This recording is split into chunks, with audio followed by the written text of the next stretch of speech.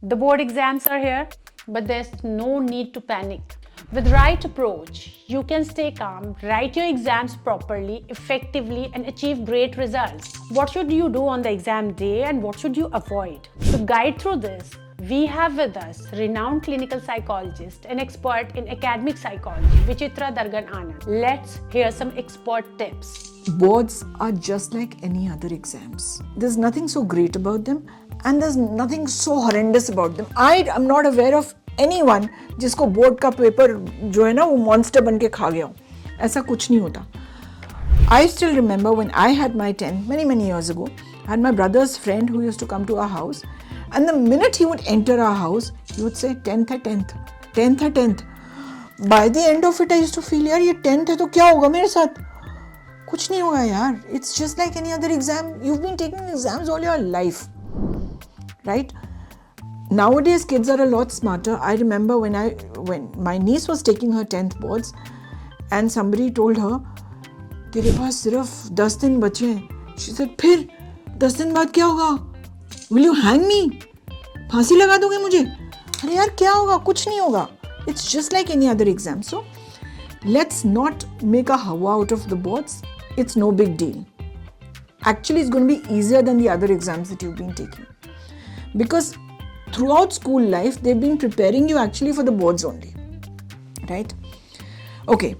So what should you do so that your boards go well and you're not tense and you give your best in the board exams? The first thing is to sleep properly.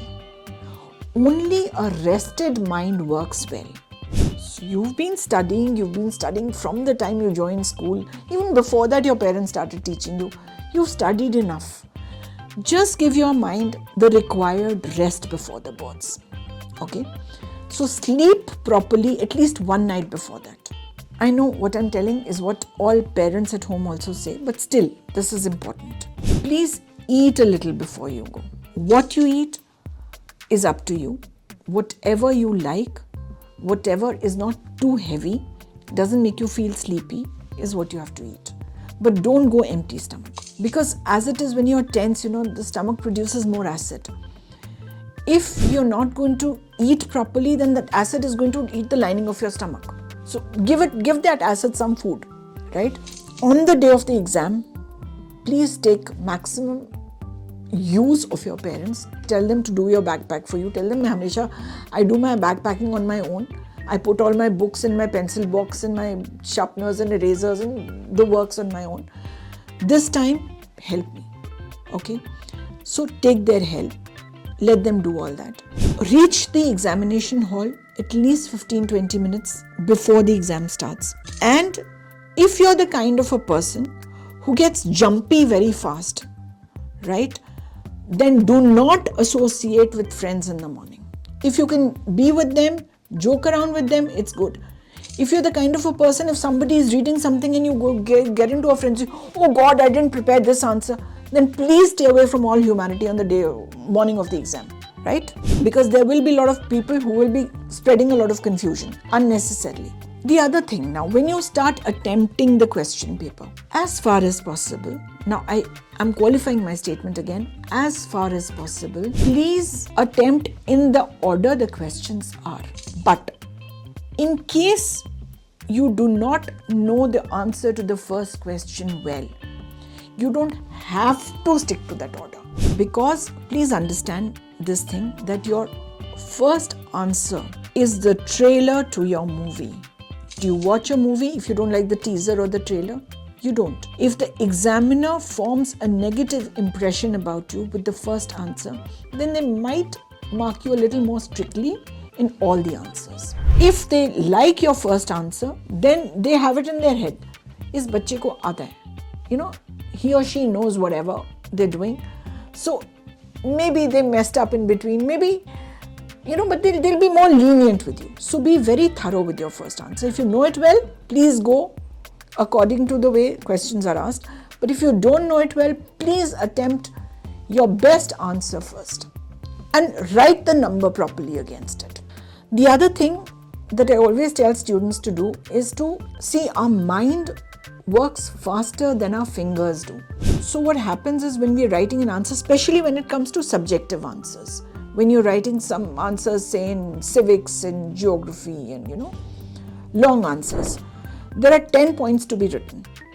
Now, the fingers will take some time to write those 10 points, but the mind is going on running faster. So one thing that you have to do is you have to use your rough paper or rough space liberally. If there is one answer that you have to write, which has, say, this is your answer number 3. It has, say, 4 points, right?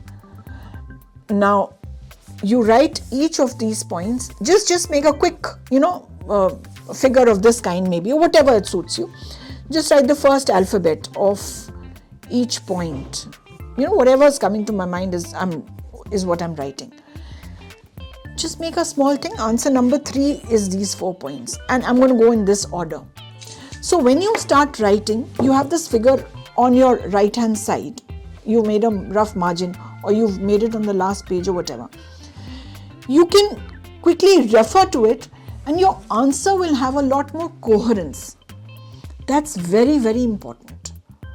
Because again, if I give you the example of a movie, I said initially your first answer is the trailer. Each answer has to have a cohesion to it, a binding, a story. If you take the spool of a movie and cut it in between and just attach it without thinking what comes first and what comes later, if it's a thriller movie, will it make any sense to you? If it's a mystery movie, it won't make any sense to you. Similarly, the person who's reading the answer, it should be a very logical progression. So please give this some importance. The last thing which everybody focuses upon, which I think you must keep in mind, is the handwriting. Let's just remember one thing. You are writing that paper, say whatever it's a subject you can think of. Let me pick up, say, history, okay? You're writing a history paper once. The examiner who's reading that paper has to read it 100, 200 times over. Can you imagine what a boring task it is? Now, on top of that, if he has to strain or she has to strain herself to see ये F लिखा है या T लिखा है, ये S है या W है. I mean, it doesn't work like that. The tougher you make their job, the lesser your marks are going to be.